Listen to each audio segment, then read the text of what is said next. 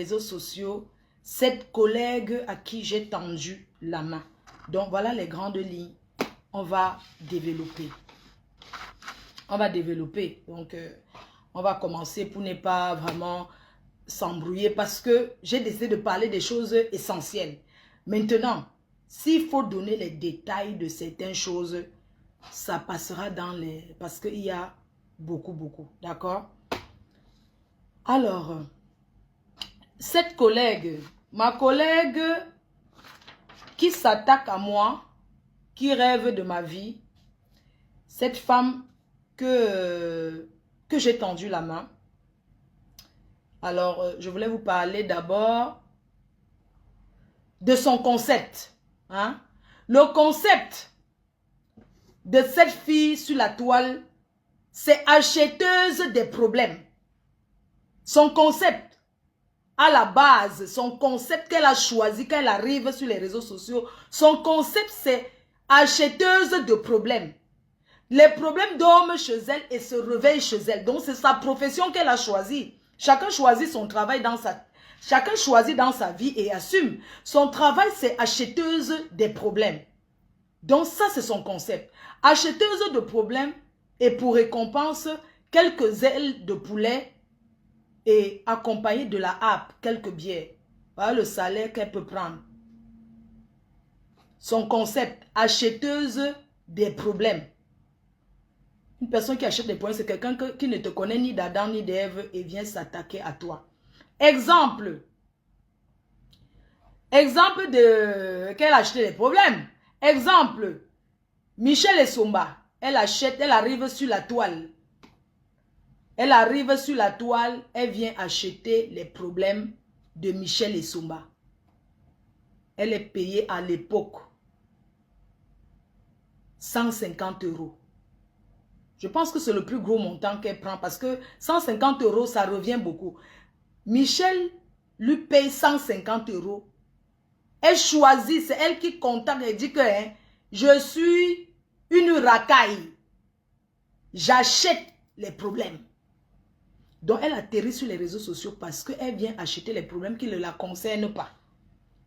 Ça, c'est un exemple clé. Deuxième, elle achète les problèmes de Amélie chez Jean-Louis Messan. Ça, c'est les deux segments qu'elle vous donne. C'est-à-dire que quand elle vient faire les problèmes à Jean-Louis Messan, elle achète seulement chez Amélie pour une minable somme de... Je ne sais pas combien on la payait, mais elle a sacrifié cette relation-là pour les miettes. On va faire comment? Donc, c'est comme ça qu'elle arrive sur la toile. Parce que j'aimerais que les gens comprennent d'abord à la base, c'est quoi son concept sur les réseaux sociaux, acheteuse des problèmes. Elle a acheté plusieurs problèmes. Je vais commencer par parler d'abord de la paix empoisonnée. Alors, pourquoi avoir fait la paix à cette femme, avec cette femme? Pourquoi avoir tendu la main? Un matin, je me lève, je décide de tendre la main.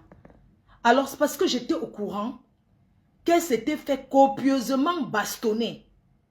Puisque je vous dis qu'elle est toujours entourée des personnes qui bavardent, des personnes qui racontent plein de choses. Je viens, je fais la vidéo, je vous dis qu'elle a été correctement bastonnée. Correctement et bien bastonnée. Elle nie. Quand ça commence à parler beaucoup, elle fait... Je la vois en live, elle est en train de faire le live. J'ai de la peine. Parce que c'est la pitié. Parce que quand je vois comment cette fille, ce jour-là, elle avait enlevé sa perruque. Elle avait un côté de la tête comme ça, presque fendu. On l'avait dormi correctement. Donc, on l'avait bouillaka. On l'avait bouillaka que son gars, mon père, Achille, l'avait bouillaka, boum, dans mon propre. Quand je vois, en tant que féministe, en tant qu'une personne qui a le cœur, une personne qui a de la pitié, quand je vois comme ça, je dis, waouh, elle est plus bas que terre. Je prends mon téléphone en plein, elle est en train de faire un live. J'appelle. Je ne suis pas allé derrière appeler, j'ai appelé en plein live. J'ai appelé en plein live. pour lui dire les encouragements. Après l'avoir appelé comme ça, quelque temps après, il y a une dame qui a organisé un événement où elle nous a invités. Elle a célébré cette paix. Elle a célébré la paix. On s'est rencontrés dans cette ville-là où vous connaissez, où on avait célébré la paix. On était tous les deux ce jour-là. On avait coulé les larmes. C'était poignant. Tout Facebook était debout. Les gens disaient, ouais, les gens, c'est enfin, pourquoi? Je l'ai prise dans mes bras. J'ai senti une femme fragile. Une femme mal en point. Elle était accompagnée de son compagnon. Il était assis là-bas et de quelques de ses travailleurs sans salaire de l'époque. En l'occurrence, Nancy, qui était dans la salle ce jour-là. J'étais venue avec Leslie 5 étoiles à l'époque. Et puis, il y avait d'autres personnes. Dehors, puisqu'elle n'avait jamais goûté la Starmania. Elle n'avait jamais goûté, puisque je fais des soirées depuis très longtemps. Elle n'avait jamais goûté la Starmania. Quand on se retrouve là-bas, elle dit, je ne peux pas entrer seule. On doit entrer ensemble. J'ai de la peine pour elle parce que j'ai l'habitude. J'ai l'habitude de vivre la Starmania. J'entre avec elle à ce jour-là. On danse, ça se passe très bien. Alors pendant la paix, je l'ai considérée comme une sœur. J'étais sincère. Je l'ai prise, j'étais protectrice avec elle. Je lui donnais des conseils quand je pouvais. Je lui parlais comme une sœur sans méfiance. C'est-à-dire que quand j'ai envie de lui parler, je lui parle. Voilà. Alors, pendant la paix, pendant que nous sommes en paix, sur les réseaux sociaux comme ça, je vous ai déjà dit pourquoi la paix. Maintenant, pendant la paix,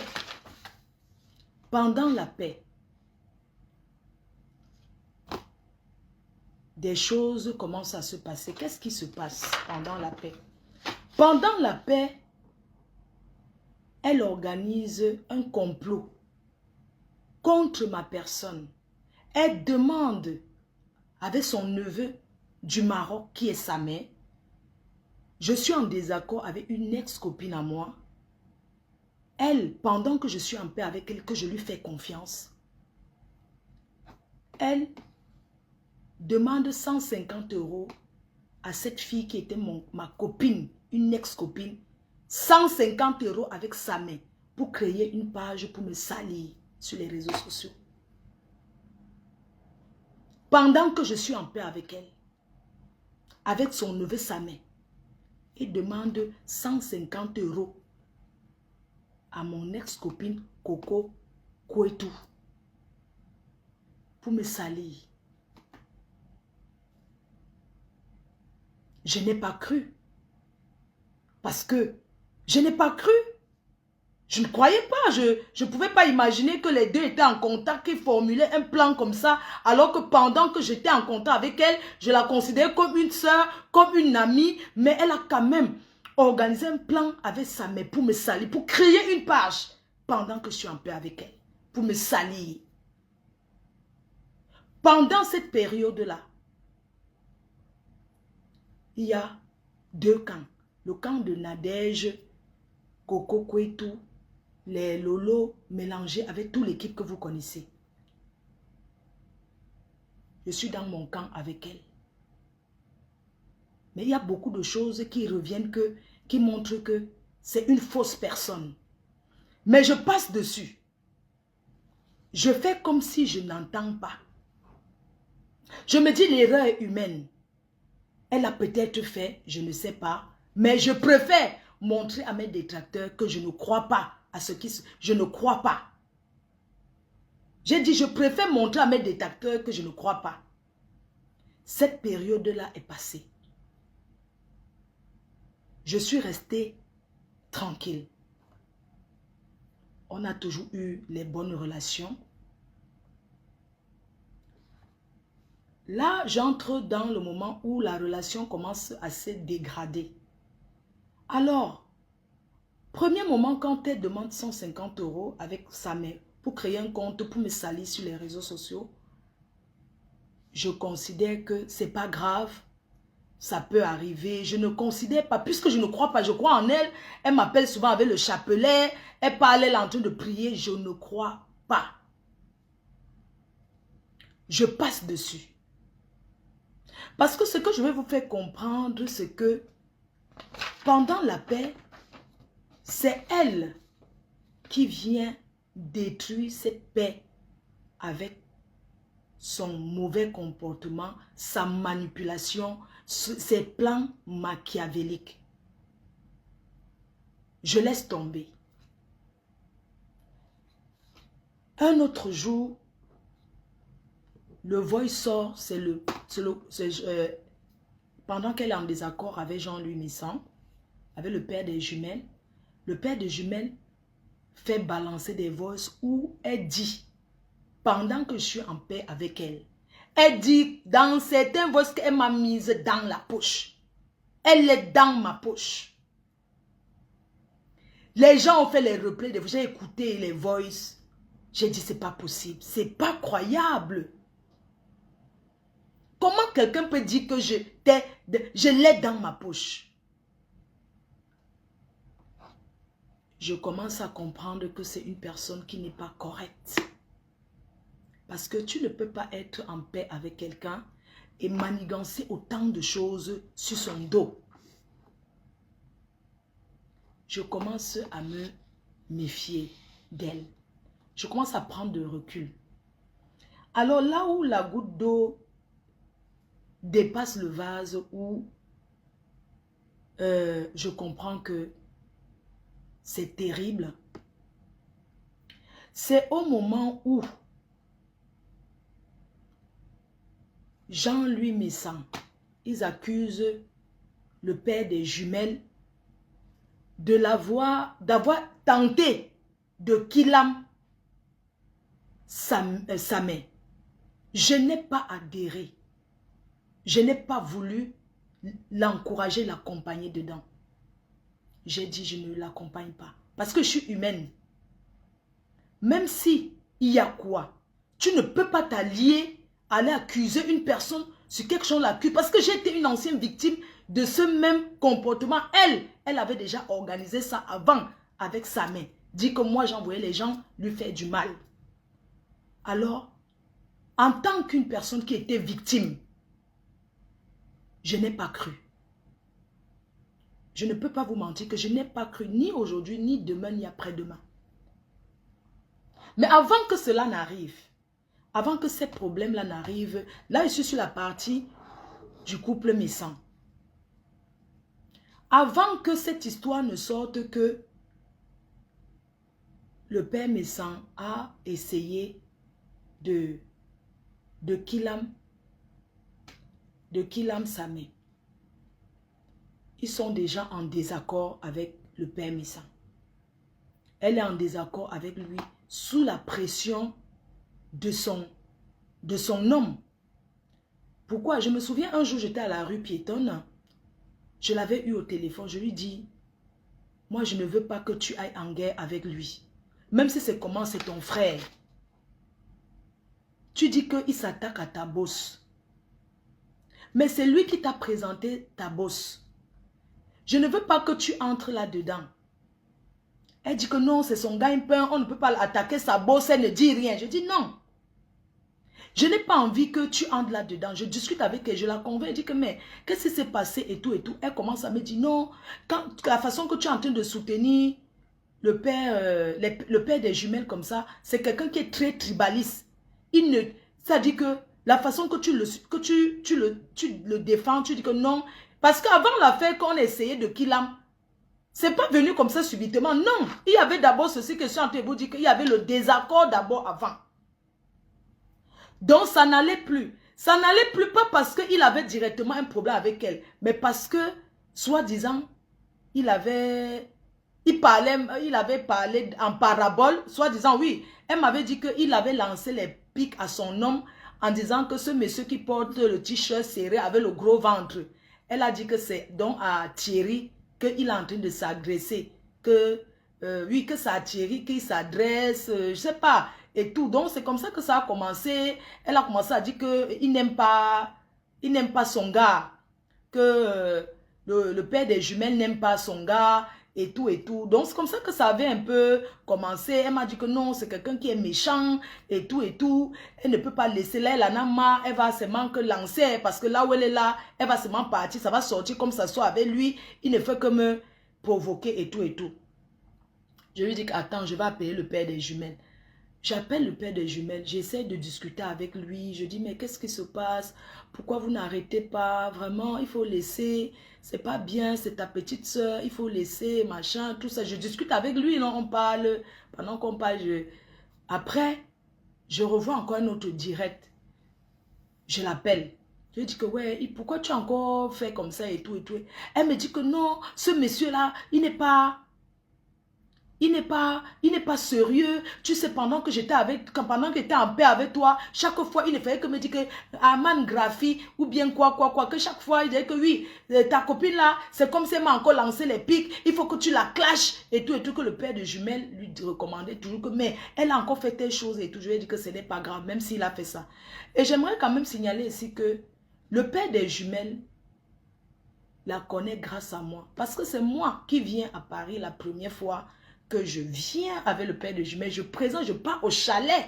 C'est moi qui amène le père de jumelles, je les montre le chalet et tout, comme ça, ils prennent goût, ils commencent à venir à Paris. Vous comprenez? C'était une parenthèse. Donc, c'est quelqu'un avec qui, c'est un couple avec qui j'ai été avec eux pendant très longtemps et tout. Vous voyez un peu? Et moi, je ne cessais de lui dire que ce n'est pas grave, laisse et tout et tout.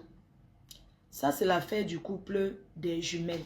Alors, puisque ça n'allait plus, elle m'avait dit qu'il n'apprécie pas son homme et tout, elle ne peut pas accepter ça alors que comment on dit là, son homme a même souvent aidé le couple des jumelles, je ne sais pas, c'est les trucs qu'il est informaticien, il les a souvent aidés, un truc comme ça. Bref, si je me trompe, vraiment, je suis désolée. Donc, elle disait ça. Et puis, quelques temps après, j'ai vu comme ça avait dégénéré là subitement qu'il a essayé, il a envoyé les gens faire du mal à sa mère. Donc, l'effet que je n'avais pas adhéré, parce que je suis humaine, je n'ai jamais adhéré que ce monsieur, je vous dis aujourd'hui, et je le dis du fond du cœur, je n'ai jamais cru et je ne crois pas qu'il a monté un coup pour faire du mal à sa mère. Je ne crois pas. Je pense que ça peut être elle-même qui a organisé avec les petits gars du Maroc. Comme une personne qui a marché avec les bandits. Elle a peut-être organisé même sans que sa mère ne sache et déposé ça sur la tête du père des jumelles. Et fait croire à Amélie que c'est lui qui a fait ça. Parce que c'est une personne qui peut facilement organiser les coups. Moi, je dis qu'elle a dû organiser elle-même ce coup-là pour que sa mère entre dans la danse, pour qu'ils clashent le père des jumelles ensemble. Elle a dû, en plus qu'elle faisait les aides des gens au Maroc, là-bas au Maroc, elle a dû arranger avec ces mêmes gars-là que bon, voilà un coup qu'on peut faire, aller le menacer, comme ça je vais mettre sur la tête du couple des jumelles. Ça c'est ma pensée à moi.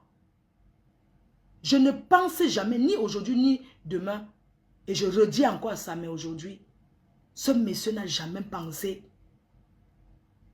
te descendre. Parce que je ne vois pas ce qu'il va perdre, que tu n'es plus de cette terre. Il va gagner quoi? Donc je pense que ce monsieur n'a jamais fait. Je pense que c'est elle-même, cette fille, qui a mis ce plan en marche pour que tu l'accompagnes dans son clash sur le père des jumelles. Alors, je n'ai pas adhéré. J'ai dit ce n'est pas possible. J'ai dit publiquement que je ne crois pas. Que je ne crois pas que Ce monsieur a fait ça et j'ai pris l'eau. J'ai dit que je lave mes mains. Et je ne l'ai pas accompagnée. Elle a commencé à organiser les directs avec l'ancien gars de Poulet.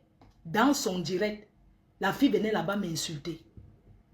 La fille entrait dans le direct, m'insulter dans le direct. Parce que je n'ai pas adhéré que je les accompagne dans le clash. Je ne suis pas venue en bain je ne suis pas née, je ne suis pas une acheteuse de problèmes comme ça. Non. Il y a des personnes qu'on peut acheter, il y a des personnes qu'on ne peut pas acheter.